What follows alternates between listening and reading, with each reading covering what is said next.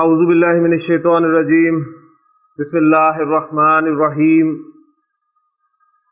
قال رسول اللہ صلی اللہ علیہ وسلم ترکت فیکم امرین۔ نبی کریم صلی اللہ علیہ وسلم کی ایک اور خوبصورت حدیث ہے جس میں آپ نے ارشاد فرمایا کہ ترکتو، ترکا فعل سے ترکتو، تو میں نے چھوڑ دیا۔ ترکتو فیکم، تم میں، جار مجرور متعلق فعل، ترکتو فعل با فاعل اور فیکم جار مجرور متعلق فعل۔ ترکتو فیکم امرینی، امرینی ساؤنڈ عینی کی ساؤنڈ ہے، اور عینی کی ساؤنڈ کس کی ہوتی ہے؟ مثنیٰ کی ساؤنڈ ہوتی ہے۔ تو نصب یا جر، لیکن اب چونکہ آپ جملہ فعلیہ پڑھ رہے ہیں اور جملہ فعلیہ میں آپ کو پتہ ہے کہ مفعول جو ہے وہ حالت نصب میں استعمال ہوتا ہے، لہٰذا یہ حالت نصب میں استعمال ہوا ہے۔ تو آپ صلی اللہ علیہ وسلم کا فرمان ہے کہ ترکت فیکم امرینی، میں نے تم میں دو چیزیں چھوڑ دی، میں نے تم میں دو چیزیں چھوڑ دی ہیں۔ لن تضلوا، تم ہرگز گمراہ نہیں ہوگے۔ اب یہ دیکھیں ترجمہ ہی آپ کو بتا رہا ہے کہ ابھی آپ نے نہیں پڑھا، انشاءاللہ تعالیٰ یہ پڑھیں گے آگے کہ ہرگز نہیں کا مفہوم اور پھر مستقبل میں کیسے اس کو ظاہر کیا جائے گا، تو حدیث کا یہ حصہ بھی آپ کے سامنے آ جائے گا۔ تو بہرحال حدیث مکمل کر لیتے ہیں۔ لن تضلوا، تم ہرگز گمراہ نہیں ہوگے، ما تمسکتم بہما، جب تک تم ان دونوں سے چمٹے رہو گے، جب تک تم ان دونوں کو مضبوطی سے تھامے رکھو گے۔ وہ دو چیزیں کیا ہیں؟ وہ دو اہم چیزیں کیا ہیں؟ پھر آپ نے ان کی وضاحت فرمائی ہے، یعنی کتاب اللہ، اللہ کی کتاب، و سنت نبی، اور اس کے نبی کا طریقہ، اس کے نبی کی سنت۔ واقعی حقیقت یہی ہے کہ اگر ہم گمراہی سے بچنا چاہتے ہیں تو ہمارے پاس فارمولہ موجود ہے جو نبی اکرم صلی اللہ علیہ وسلم نے ہمیں بہت پہلے جو ہے بتا دیا ہے کہ اللہ کی کتاب کو اور آپ صلی اللہ علیہ وسلم کے طریقے کو اگر ہم مضبوطی سے تھام لیں تو ہمارے گمراہ ہونے کے بالکل چانسز نہیں رہیں گے۔ اللہ تعالیٰ سے دعا ہے کہ اللہ تعالیٰ عمل کرنے کی توفیق عطا فرمائے۔ جملہ فعلیہ کسے کہتے ہیں؟ ایسا جملہ جو فعل سے شروع ہوتا ہے۔ جملہ فعلیہ کے کم از کم دو اجزاء، فعل اور فاعل۔ فاعل کی دو صورتیں، اسم ضمیر یا اسم ظاہر، اور جب فاعل اسم ضمیر ہو تو گردان کی طرف رخ کریں گے، اور اگر فاعل اسم ظاہر ہو تو گردان میں سے صیغہ نمبر 1 یا صیغہ نمبر 4 کا انتخاب کریں گے اور پھر فاعل کو آگے حالت رفع میں شو کر دیں گے۔ متعدی جو افعال ہیں ان کے لیے مفعول بھی چاہیے ہوتا ہے، اور مفعول جو ہے وہ بھی دو صورتوں میں آ سکتا ہے، وہ ظاہر بھی ہو سکتا ہے اور ضمیر بھی ہو سکتا ہے۔ مفعول حالت نصب میں آتا ہے، اسم ظاہر ہوگا تو اسم کی حالت نصب استعمال کریں گے، اور اگر اسم ضمیر کے طور پر آئے گا تو ہم حالت نصب اور جر والا جو ضمائر کا چارٹ ہے اس کی مدد لیں گے، اور اس کی مدد سے ہم اپنے مفعول کو مکمل کریں گے۔ پھر اس کے بعد کچھ متعدی افعال ایسے ہوتے ہیں جن کے ایک سے زائد مفعول آتے ہیں، اس پہ بھی کل بات ہو چکی۔ پھر جملہ فعلیہ میں ایک جزء کا ہم نے کل اضافہ کیا تھا، اور وہ تھا متعلق فعل۔ اور متعلق فعل جیسے کہ آج کی حدیث میں بھی آپ کے سامنے آیا، وہ آپ کا جار مجرور یعنی مرکب جاری ہی تھا۔ تو جملہ فعلیہ کے یہ چند اجزاء جو ہم نے ابھی تک مکمل کر لی ہیں، ان کو پکا کرنے کے بعد اب ایک سٹیپ ہم مزید آگے چلتے ہیں، اور اس کے بعد انشاءاللہ تعالیٰ آج ہم ایک اور اہم کام جو ہے جملہ فعلیہ میں کریں گے، اور وہ کیا ہوگا؟ وہ یہ ہوگا کہ ہم فاعل اور مفعول کو اب ایز اے مرکب استعمال کریں گے، یعنی کسی نہ کسی مرکب کو، مرکب ناقص کو ہم بطور فاعل یا بطور مفعول لے کر آئیں گے۔ تو پہلے جو اگلی بات ہم نے متعلق فعل سے آگے لے کے جو شروع کرنی ہے پہلے اس کو کرتے ہیں، پھر انشاءاللہ تعالی اس ٹاپک کی طرف آتے ہیں. ٹو گیو، ہاں جس کے کیا معنی ہے؟ دینا. اور جب میں کہتا ہوں ٹو گیو اپ تو اب اس کے کیا معنی ہوں گے؟ چھوڑ دینا. آپ حیران مت ہوئیے، یہ انگلش کا پیریڈ نہیں شروع ہوا، بلکہ انگریزی یعنی سیکھی زبان کی مدد سے ہی ہم اب اس کو استعمال کرتے ہوئے عربی میں یہ کانسیپٹ جو ہے وہ واضح کرنے کی کوشش کریں گے انشاءاللہ تعالی. بات میں آپ کو سمجھانا یہ چاہ رہا ہوں کہ دیکھیں آپ کا ورب تھا ٹو گیو، جس کے بنیادی معنی تھے دینا، لیکن آپ نے جب ٹو گیو کے ساتھ اپ ایک لفظ ایڈ کیا، اب اس کو کیا کہتے ہیں آپ؟ یہ آپ کی پریپوزیشن ہے. تو اس دینا کے معنی میں تبدیلی آ گئی. جو فعل کے معنی تھے ٹو گیو کے، اس کے معنی میں تبدیلی آ گئی. یعنی اس فعل کے معنی میں تبدیلی لانے والی چیز کون سی ہے؟ یہ پریپوزیشن. کلیئر ہوگی نا؟ اسی طرح ایک ایگزامپل آپ کے سامنے اور رکھتا ہوں. میں کہتا ہوں ٹو لک، آپ کہتے ہیں دیکھنا. اگر میں کہوں ٹو لک فار، ہاں جی اب کیا معنی کریں گے اس کے؟ تلاش کرنا. اگر میں کہوں آپ سے ٹو لک آفٹر، تو اب اس کے معنی کیا ہوگے؟ دیکھ بھال کرنا. اگر میں آپ سے کہوں ٹو لک انٹو، تو اس کے معنی کیا ہوں گے؟ غور کرنا. اب دیکھیں ورب آپ کا ٹو لک تھا، اس کے معنی میں جو چینجز آئی ہیں وہ کن الفاظ کی وجہ سے آئی ہیں؟ یہ فار، آفٹر، انٹو وغیرہ سے. اور یہ آپ جانتے ہیں گے پریپوزیشن سے.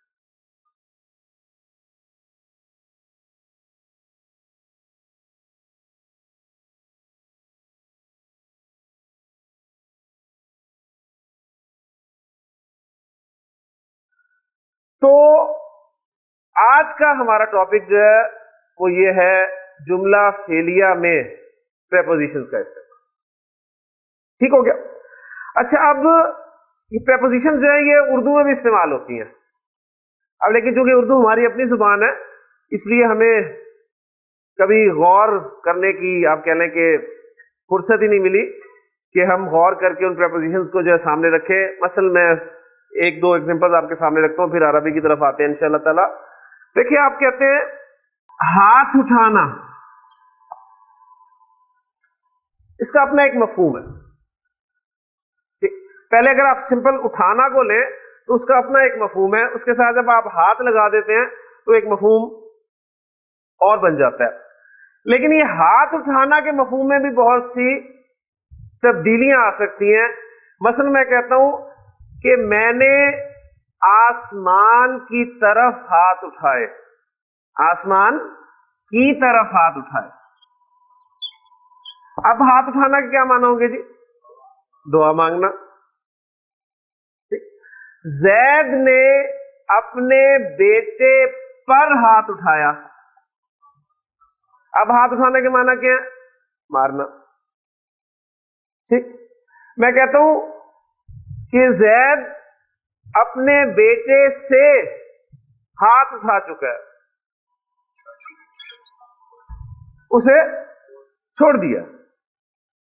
پھر میں کہتا ہوں سب نے زید کی تائید میں ہاتھ اٹھائے. اب ہاتھ اٹھانا کیا مانا ہے؟ اسے موڑ دیا.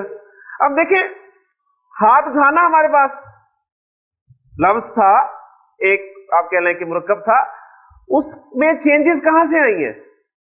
یہ کی طرف، پر، سے، میں، یہ کیا ہے؟ یہ پریپوزیشن سے، پریپوزیشن بھی ہے نا. میں، ان، سے، فرام، پر، آن یا ایٹ، اور کی طرف ٹو یا ٹو ورڈز، ایسے ہی ہے نا. تو اردو میں پریپوزیشن ہیں، انگریزی میں تو ہے ہی ہیں. اردو میں بھی پریپوزیشنز ہیں، تو جب ایک زبان میں پریپوزیشنز ہیں تو ظاہر بات ہے دوسری زبان میں بھی پریپوزیشنز ہوں گی. تو اردو اور انگریزی کی پریپوزیشنز آپ کے سامنے آ گئی ہیں، تو انشاءاللہ تعالی عربی میں پریپوزیشنز کا استعمال، یہ ہمارا آج کا ٹاپک ہے. اس حوالے سے ایک بات جو اچھی طرح آپ کے ذہن میں ہونی چاہیے کہ جو پریپوزیشنز ہیں ان کا استعمال یہ کسی قاعدے کلیے کے تحت ہوتا ہے. یہ بات آپ کو کلیئر ہونی چاہیے. کوئی قاعدہ کلیئر نہیں ہے نا. کیا کرنا پڑتا ہے؟ آپ کو یاد کرنا پڑتا ہے. بس آپ کو یہ یاد کرنا پڑتا ہے کہ اس ورب کے ساتھ یہ پریپوزیشن استعمال ہوگی تو اس کے یہ معنی ہوں گے. ٹھیک، اس میں کوئی قاعدہ کلیہ نہیں ہے. یعنی یہ آپ کا مطالعہ جو بڑھتا ہے تو آپ کے علم میں آتا ہے، یا پھر آپ ڈکشنری کی مدد لیتے ہیں اور ڈکشنری آپ کو بتاتی ہے کہ اس ورب کے ساتھ یہ والی پریپوزیشن لگے گی تو اس کے معنی یہ ہوتے ہیں.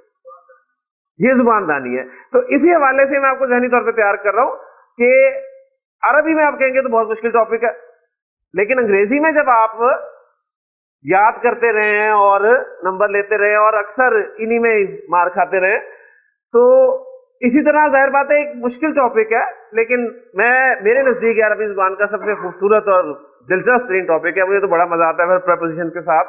تو الحمدللہ آج ہم انشاءاللہ تعالی عربی زبان میں دیکھیں گے کہ پریپوزیشنز کو کیسے استعمال کرنا ہے. اور پریپوزیشن کے لیے عربی میں جو لفظ استعمال کیا جاتا ہے وہ استعمال کیا جاتا ہے صلہ. تو آج کا ٹاپک ہے ہمارا جملہ فعلیہ میں صلے کا استعمال. دو باتیں آپ کے سامنے آ چکی ہیں کہ ایک تو پریپوزیشن کی وجہ سے فعل کے معنی تبدیل ہو جائیں گے، کلیئر ہوگی. اور دوسری بات یہ کہ وہ پریپوزیشنز کیا ہیں، وہ آپ کے یہ پر سے میں، یہ آپ کو یاد ہے ہم نے حروف جارہ پڑھے تھے، وہ یہ مفہوم ادا کر رہے تھے. تو پریپوزیشنز کے لیے آپ حروف جارہ عربی زبان میں کے جو ہیں وہ استعمال کریں گے. کلیئر ہوگی. اب چند ایگزامپل میں آپ کے سامنے رکھوں گا کیونکہ تمام افعال کے ساتھ پریپوزیشن کا استعمال ہمارے لیے ممکن نہیں ہے. تو یہ انشاءاللہ تعالی جو آپ آگے چلتے جائیں گے آپ کو بتاتا رہوں گا کہ اس فعل کے ساتھ یہ پریپوزیشن لگتی ہے تو اس کے یہ معنی ہو جاتے ہیں. ذہبہ کے کیا معنی ہے جی؟ ذہبہ کے معنی ہے جانا. ٹھیک ہے، یعنی مصدری معنی ہے جانا. ویسے ذہبہ کے معنی ہے وہ گیا. ذہبہ کے ساتھ جب با کی پریپوزیشن آتی ہے، ذہبہ کے ساتھ جب با کی پریپوزیشن آتی ہے، بالکل اس طرح دیکھیں آپ کہ ٹو گیو کے معنی ہے دینا، اور ٹو گیو کے ساتھ جب اب ایز اے پریپوزیشن آپ یوز کرتے ہیں تو اس کے معنی ہو جاتے ہیں ترک کر دینا، چھوڑ دینا. تو ذہبہ کے معنی ہے جانا، لیکن ذہبہ کے ساتھ جب با کی پریپوزیشن استعمال ہوتی ہے تو اس کے معنی بن جاتے ہیں لے جانا. اب دیکھیں دونوں معنی میں فرق ہے کہ نہیں ہے؟ ذہبہ جانا اور ذہبہ بھی لے جانا. یعنی ذہبہ آپ کا ایک انٹرانسٹیو ورب تھا، فعل لازم تھا، ٹھیک، لیکن جب آپ نے اس کا پریپوزیشن با کو استعمال کیا تو وہ آپ کا ٹرانسٹیو ورب ہو گیا. تو یعنی یہ بھی آپ کو پتہ چلے گا اچھا کسی انٹرانسٹیو ورب کو ٹرانسٹیو کرنے کے لیے پریپوزیشن استعمال ہو سکتی ہے. ٹھیک ہے، اور ویسے بھی چند افعال ایسے ہوتے ہیں کہ ان کی وہ پریپوزیشن کے ساتھ ہی استعمال ہوتے ہیں، وہ مفہوم ہی ان میں جو تبدیلی آتی ہے وہ پریپوزیشن کے ذریعے سے ہی آتی ہے. تو اب ساتھ ساتھ ایگزامپل بھی کرتے رہے. دیکھیے قرآن مجید میں ہے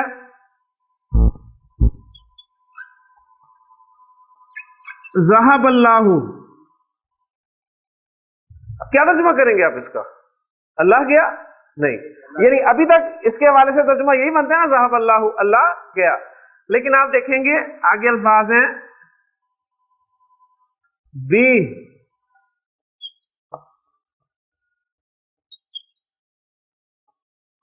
نورہم، ذہب اللہ بنورہم. جی اب کیا ترجمہ کریں گے؟ اللہ ان کی روشنی لے گیا.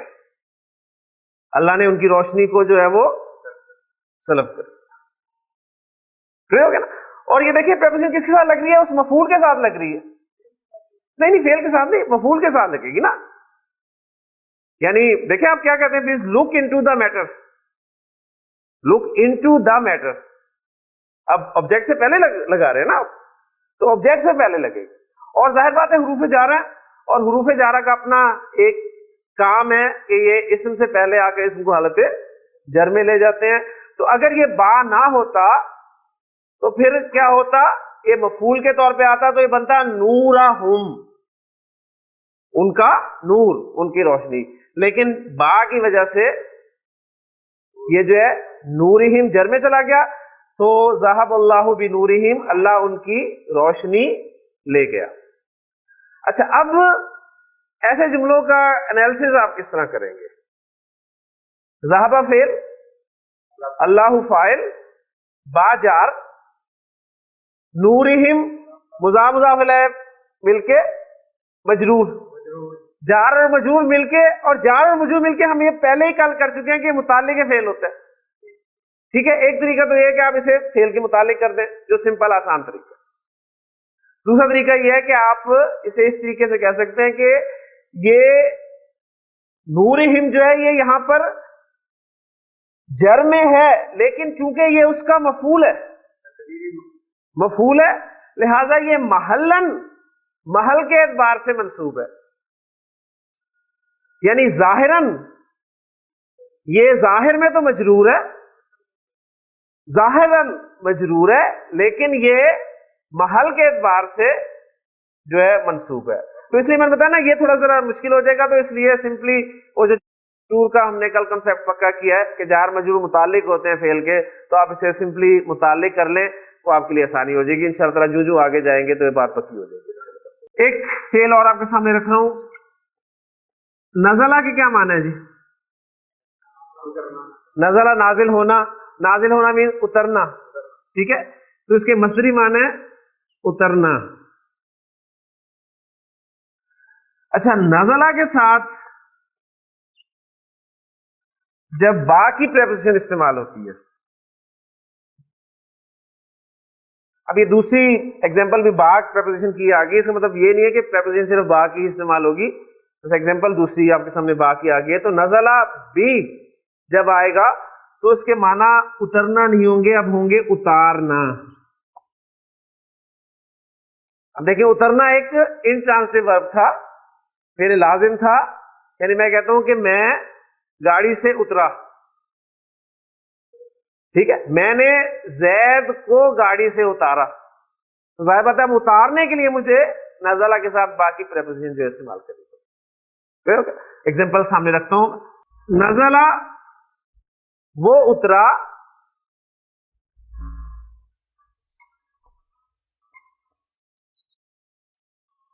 الروح الامین، الروح الامین کس کا؟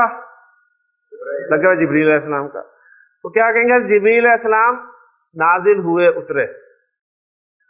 لیکن اگر میں کہوں نزل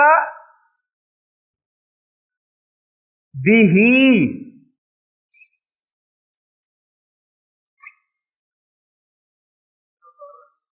اب کیا ترجمہ ہوگا؟ حضرت جبریل علیہ السلام نے اس کو اتارا، یعنی نازل کیا. اور ہا کی ضمیر جو ہے کس طرف جا رہی ہے؟ قرآن مجید کی، یعنی قرآن مجید کو حضرت جبریل علیہ السلام نے نازل کیا. تو نزل بِهِ الروح الامین. تو یہ جو معنی میں فرق آپ دیکھیں گے وہ پریپوزیشن کی وجہ سے آ رہا ہے. ختمہ کے کیا معنی ہے جی؟ ختمہ، ختم القرآن. ختم القرآن کیا ہوتا ہے؟ مہر لگاتے ہیں قرآن کو. ختم کرنا. ختمہ کے سمپل معنی کیا ہے؟ ختم کرنا، مکمل کرنا. ٹھیک ہے، لیکن وہ جو آپ مہر لگانا والا کہہ رہے ہیں نا، وہ خالی ختمہ کے معنی نہیں ہے، بلکہ ختمہ کے ساتھ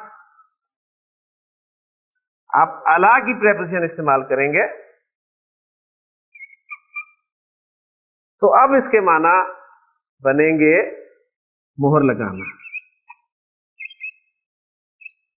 ٹھیک ہے، پھر مزید دیکھیں ڈکشنری آپ کو مزید کنفرم کرے گی کہ ختمہ کے معنی بھی مہر لگانا ہو سکتے ہیں. یہ ڈکشنری پھر آپ کو بتائے گی. پریپوزیشن کے ساتھ استعمال ہو تو بھی یہ معنی ہوتے ہیں، اور بغیر پریپوزیشن کے استعمال ہو تو بھی یہ معنی ہوتے ہیں. یہ چیزیں ڈیٹیلز ہیں، یہ آپ کو ڈکشنری بتائے گی. لیکن ختمہ کے بنیادی معنی ہوتے ہیں ختم کرنا، آپ ختم القرآن کی ٹرم استعمال کرتے ہیں، ٹھیک ہے. پھر ختم علی، اس کے پھر معنی جو ہے وہ علی کی پریپوزیشن کے ساتھ استعمال ہوتا ہے تو اس کے معنی بن جاتے ہیں مہر لگانا.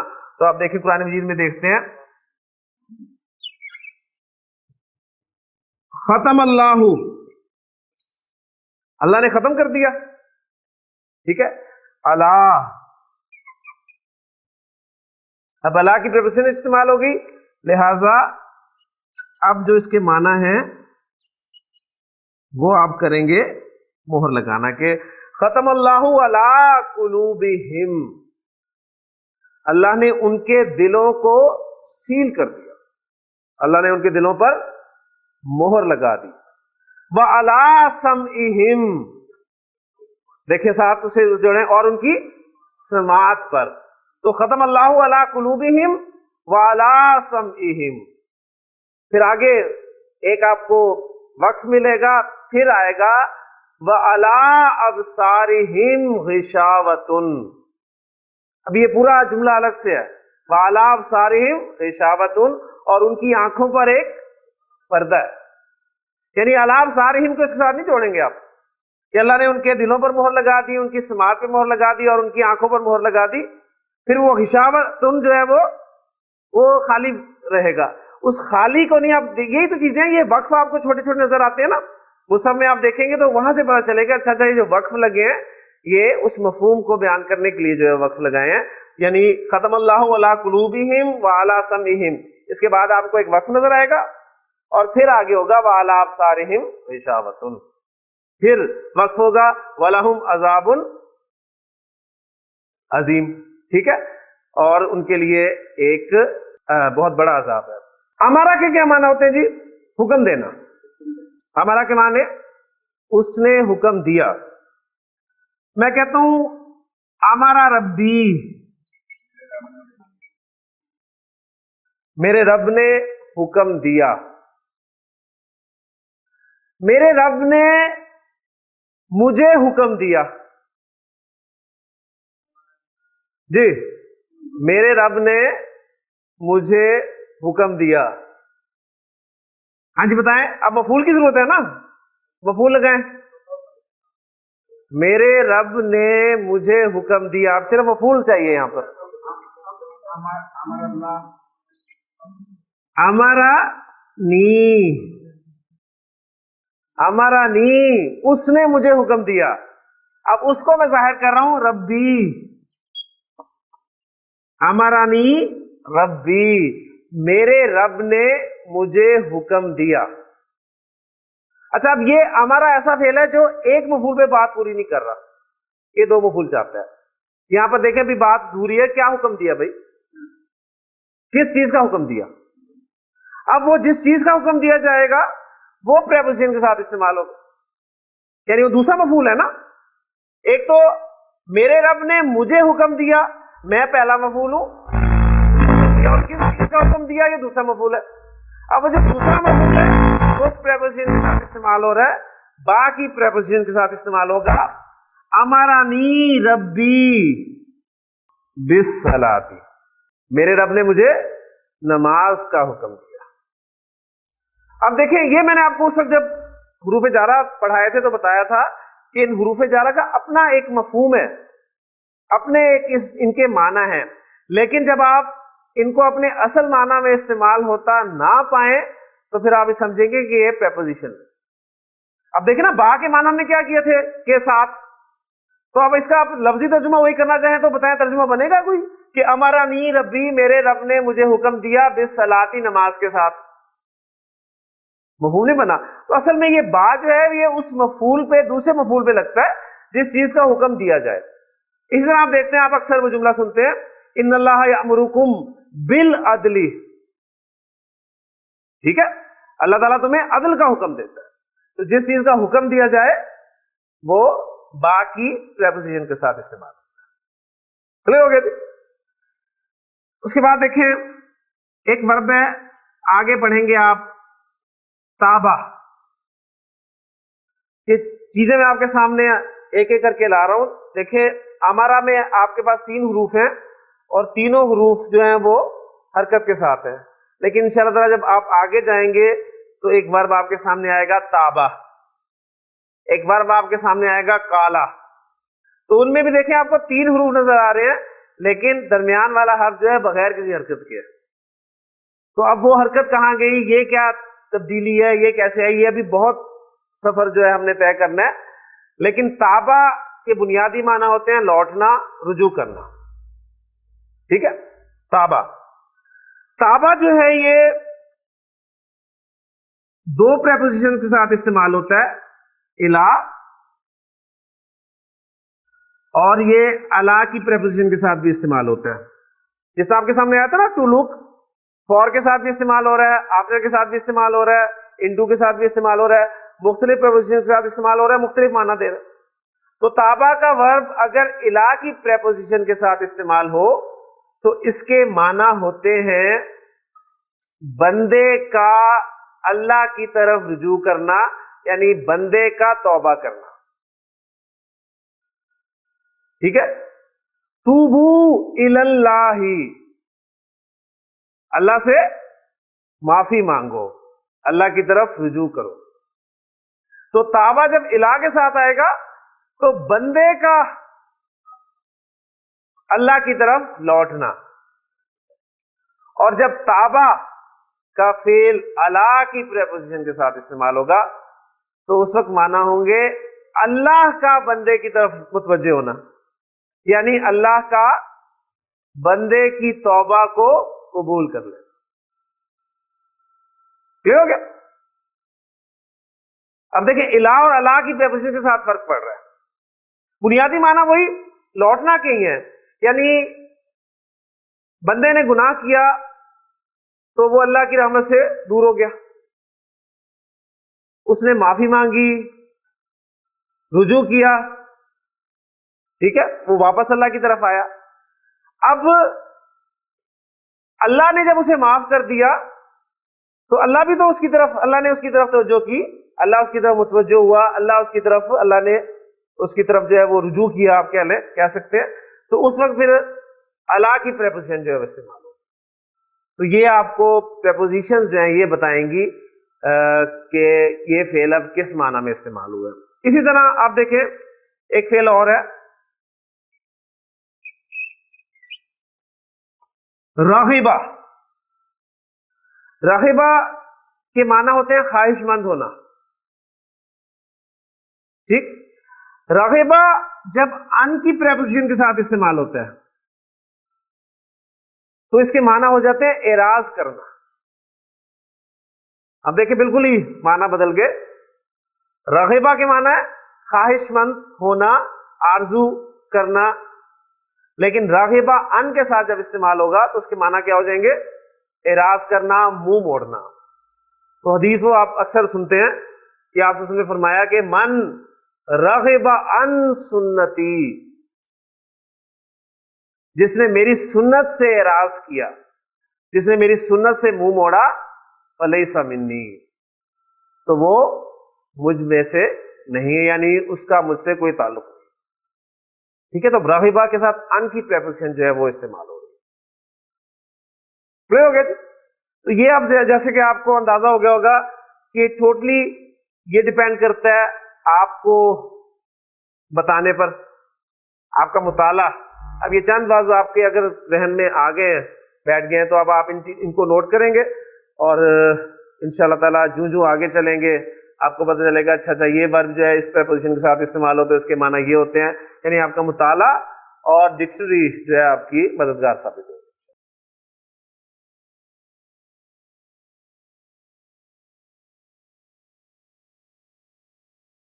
ایک بات جو اگلی میں کرنا چاہوں گا وہ یہ ہے کہ اس جملے کو دیکھ لیں، ہمارا ربی، ہمارا فعل اور ربی کیا ہے، فاعل. فاعل ہے نا، میرے رب نے حکم دیا، یہی ترجمہ کیا نا آپ نے. لیکن جو ربی ہے یہ سنگل ورڈ نہیں ہے، مفرد نہیں ہے، بلکہ یہ مرکب ہے.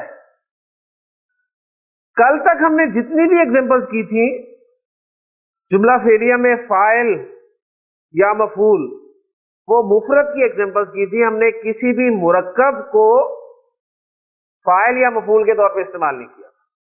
لیکن آج میں نے کچھ ایگزامپلز یہ آپ کو ایسی دی ہیں جس میں فاعل یا مفعول، جیسے ذهب اللہ بنورہم، وہاں پر مفعول تھا، وہ مرکب کے طور پہ استعمال ہوا ہے. آپ نے کہا مضاف مضاف الیہ بلکہ وہ مجرور بنایا. تو اب ہم ایک سٹیپ جو ہے وہ آگے چل رہے ہیں. یہ جملہ فعلیہ میں ہمارا جو فاعل ہے یا مفعول ہے وہ ہمیشہ مفرد نہیں ہوں گے، وہ مرکب کی صورت میں بھی آ سکتے ہیں. ٹھیک ہے، وہ مرکب کی صورت میں بھی آ سکتے ہیں. تو ٹاپک کی ہیڈنگ جو ہے وہ دے لیں. اس پہ آج ہم یہ کریں گے کہ اپنے جو مرکبات ہیں ان کو ذرا ریوائز کر لیتے ہیں. ٹھیک ہے، اس کے بعد انشاءاللہ تعالیٰ وقت ملا تو جملوں میں استعمال کریں گے، ورنہ کل انشاءاللہ تعالیٰ جملے جو ہے وہ مکمل کریں گے.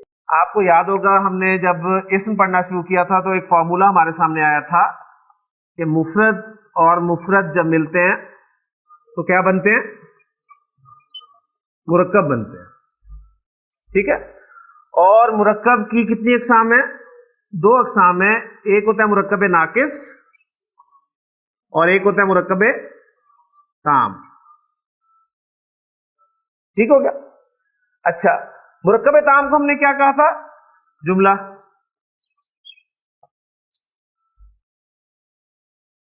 جو مرکب ناقص تھے آپ کے، ان کی ہم نے کتنی اقسام پڑھی؟ 4. پہلی قسم تھی ہماری مرکب توصیفی. مرکب توصیفی. دوسری قسم ہم نے پڑھی تھی مرکب اشاری. آپ بھول گئے ترتیب، لیکن مجھے یاد ہے کہ میں نے کس ترتیب سے آپ کو پڑھائے تھے. دوسری ترکیب پڑھی تھی مرکب ناقص کی، مرکب اشاری. تیسری پڑھی تھی مرکب اضافی، اور چوتھی پڑھی تھی مرکب جاری.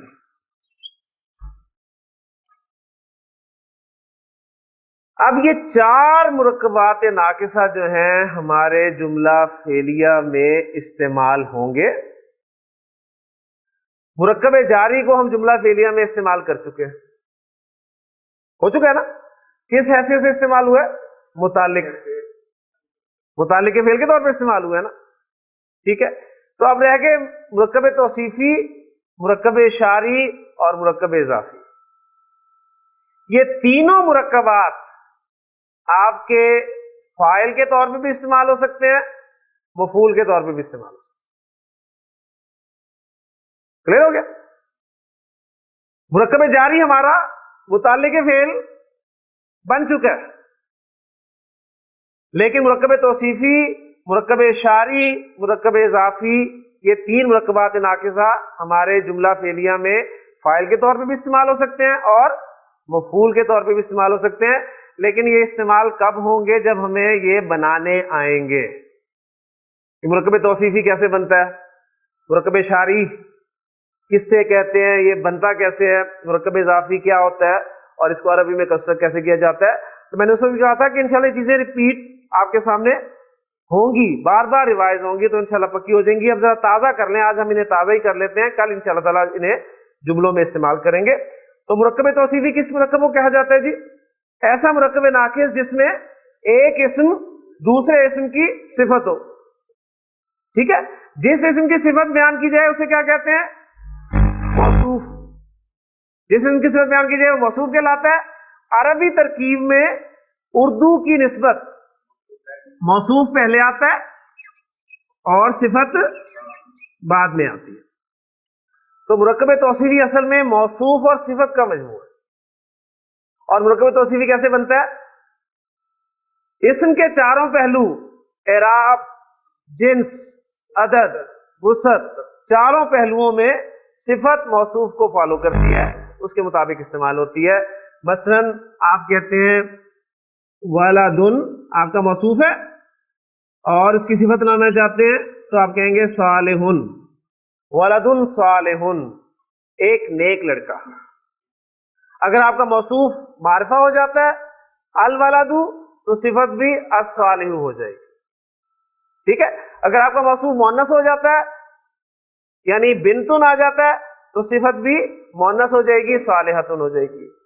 اسی طرح آپ اس کو آگے لے کے جا سکتے ہیں.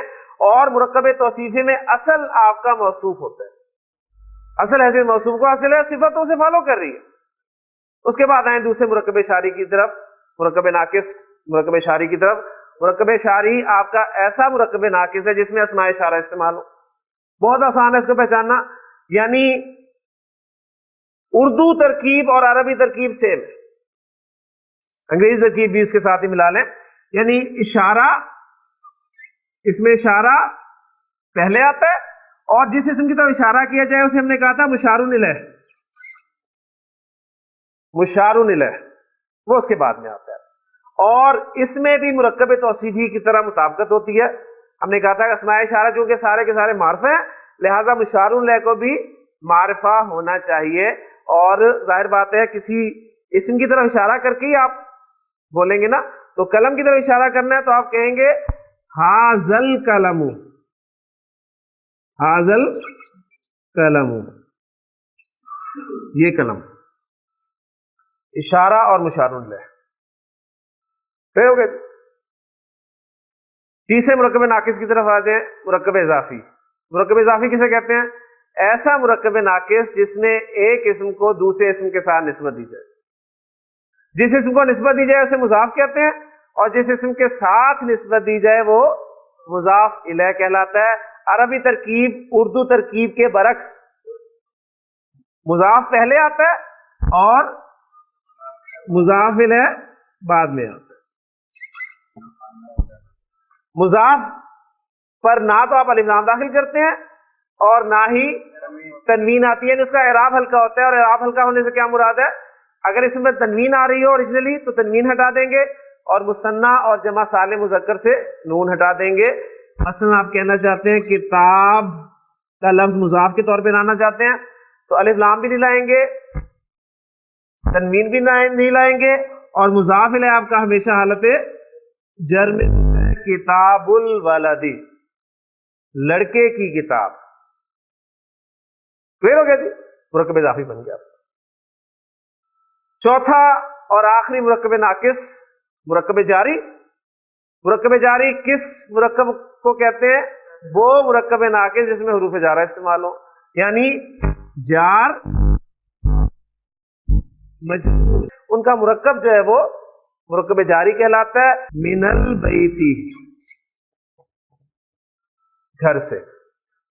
اب آپ کا یہ مرکب جاری تو جملہ فعلیہ میں متعلق ہو کر استعمال ہو چکا ہے.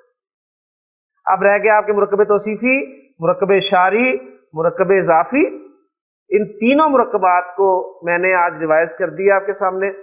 آپ نے مزید ان پہ تھوڑی ورکنگ کرنی ہے, دیکھ کے آئیے گا, تاکہ انہی مرکبات کو کل ہم فاعل کے طور پہ یا مفعول کے طور پہ استعمال کر سکیں. ٹھیک ہے, اور یہ مرکب تام, یہ ایک پکچر آپ کے سامنے ہونی چاہیے ہر وقت. اور مرکب تام میں دیکھیں جملہ آ گیا ہمارا, اور جملے کی کتنی قسمیں ہیں؟ دو. کون کون سی؟ جملہ اسمیہ اور جملہ فعلیہ. اسمیہ ہم کر چکے ہیں, مبتدا اور خبر کا مجموعہ ہے, اور فعلیہ وہ الحمدللہ ہم کر رہے ہیں اور تقریباً کر چکے ہیں. اور ہم اس پہ وقت اس لیے لگا رہے ہیں زیادہ کہ سارے کانسیپٹس میں آپ کو فعل ماضی پڑھاتے ہوئے دے رہا ہوں. جب ہم فعل مضارع پڑھیں گے تو میں بالکل تفصیل میں نہیں جاؤں گا, کیونکہ صرف فعل چینج ہوگا, اس میں اور کچھ چینج نہیں ہوگا, باقی سارے رولز یہی ہوں گے. جملہ فعلیہ کے قواعد, فاعل مفعول کس حیثیت سے آئیں گے, سب چیزیں وہی ہوں گی, صرف فعل چینج ہو جائے گا. ماضی آپ نے پڑھ لیا, مضارع آپ پڑھ لیں گے تو ورب چینج ہوگا, تو ہم وہ ایک دن میں مضارع کر لیں گے انشاءاللہ تعالی. تو اس لیے یہ جو آپ وقت لگا رہے ہیں سارے کانسیپٹس میں آپ کو ماضی کے ساتھ ہی یہاں پر دینا چاہ رہا ہوں, تاکہ آپ کے یہ کانسیپٹس جو ہیں یہاں پر کلیئر ہو جائے, پکے ہو جائیں, اور آگے آپ کو مشکل پیش ہو. دیکھیں یہ تو میں نے سب کی بنیادی آپ کے لیے اعرابی حالت یہاں پر مینشن کی ہے, حالت رفع. موصوف ولد صالح, لیکن یہ نصب میں بھی جا سکتا ہے. ٹھیک ہے, آپ دیکھیں یہ فاعل ہوگا تو رفع میں ہوگا, مفعول ہوگا تو نصب میں چلا جائے گا. حاضل قلم یہ رفع میں ہے, لیکن یہ نصب میں بھی جا سکتا ہے, یہ جر میں بھی جا سکتا ہے. ٹھیک ہے, یہ نصب میں جائے گا تو حاضل قلم بن جائے گا. پھر یہ مرکب اضافی جو ہے کتاب الولدی, یہ اس وقت رفع میں ہے کتاب, لیکن جب یہ نصب میں جائے گا تو کتابہ ہو جائے گا. تو مرکب توصیفی میں اصل موصوف ہے، مرکب اشاری میں اصل مشار الیہ جس کی طرف ہم نے اشارہ کرنا ہے، اور مرکب اضافی میں اصل مضاف ہے۔ ان باتوں کو سامنے رکھتے ہوئے انشاءاللہ تعالیٰ کل ہم جملے کریں گے، اور کل ہی انشاءاللہ تعالیٰ ہم ایک حدیث گرامیٹیکلی پوری کریں گے انشاءاللہ تعالیٰ۔ اور وہ جو میں نے آپ سے کہا تھا کہ ایک وقت آئے گا بورڈ پہ میں آپ کے سامنے حدیث رکھوں گا، لکھوں گا، آپ اس کے ایک ایک لفظ کو الحمدللہ سمجھ رہے ہوں گے، اس کا انالیسس کر رہے ہوں گے، اور پورے شعور کے ساتھ اسے انشاءاللہ تعالیٰ یاد بھی کریں گے۔ اللہ تعالیٰ سے دعا ہے کہ اللہ تعالیٰ ہمیں استقامت جو ہے وہ نصیب فرمائے۔ سبحانک اللہم و بحمدک، اشہد ان لا الہ الا انت، استغفرک و اتوب الیک۔